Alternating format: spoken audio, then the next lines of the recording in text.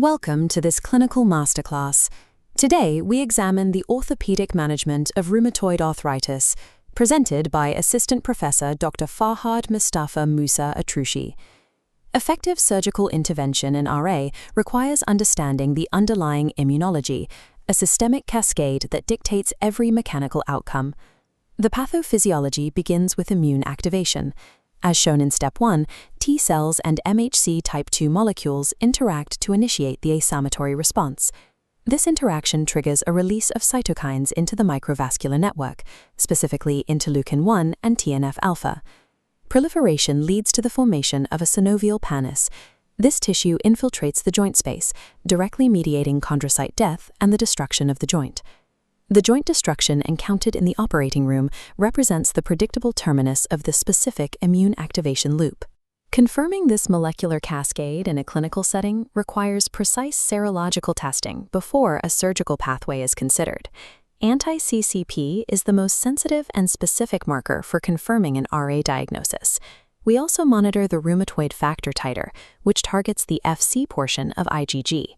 These markers correspond to radiographic hallmarks like protrusio acetabuli, where the femoral head migrates medially, and secondary indicators like periarticular erosions and osteopenia. Identifying this diagnostic footprint shifts the surgeon's focus from simple mechanical repair to the management of systemic risks. Welcome to this clinical masterclass. Today, we examine the orthopedic management of rheumatoid arthritis, presented by Assistant Professor Dr. Farhad Mustafa Musa Atrushi. Effective surgical intervention in RA requires an understanding of the underlying immunology. The disease is driven by a systemic cascade that dictates every mechanical outcome. Pathophysiology starts with immune activation.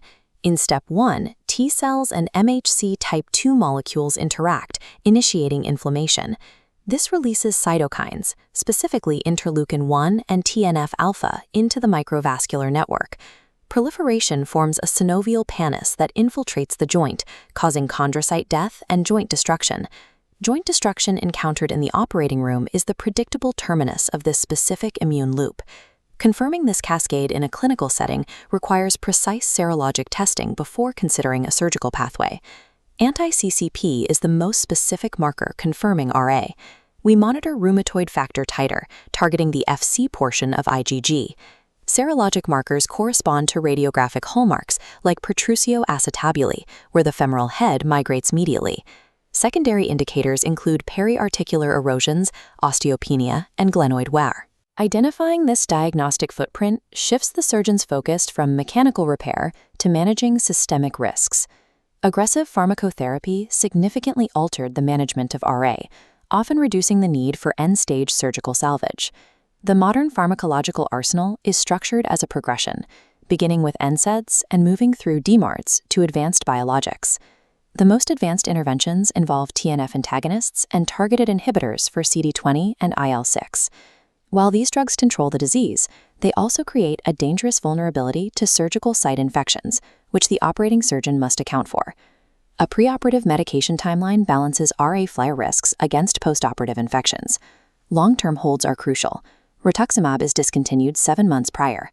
TNF antagonists require 13 weeks, while others are held for 2 weeks. Methotrexate and sulfasalazine remain safe to continue. Mastering this countdown is essential for any modern surgeon performing orthopedic procedures on rheumatoid patients. When systemic management is insufficient, resulting inflammation causes specific patterns of biomechanical collapse in the hand. In a boutonniere deformity, PIP synovitis attenuates the central slip, leading to PIP flexion and DIP extension. In contrast, the swan neck deformity is driven by terminal tendon rupture and volar plate attenuation, leading to DIP flexion and PIP hyperextension. Thumb involvement is categorized using the Nalabuff classification system. Type 1 is the most common presentation, characterized by MCP flexion and IP extension. The ulnar drift phenomenon is a self-worsening cycle.